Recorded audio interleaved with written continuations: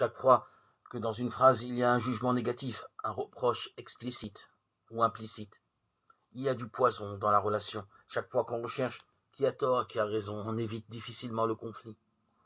On peut dire à son conjoint ce qui nous fait souffrir dans son comportement, sans juger ce comportement.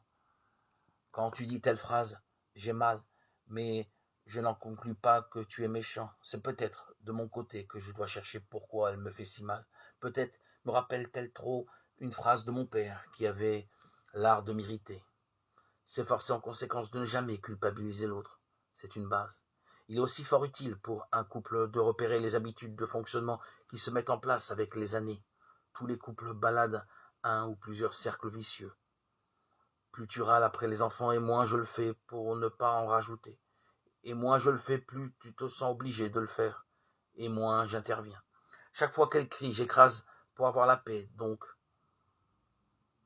elle crie encore plus fort pour que je parle. Et je me tais encore plus. D'autres fonctionnent sur le registre de représailles en escalade.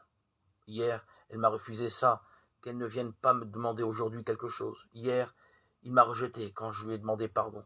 S'il revient à son tour, je l'enverrai sur les roses. En fait, plus tu es désagréable, moins je peux te répondre sexuellement, et moins je te réponds, plus tu es désagréable. Et cela, en boucle, à l'infini. Le couple qui repère son fonctionnement en cercle vicieux ne cherche plus ailleurs des explications compliquées, sourit de son fonctionnement et renonce à l'escalade.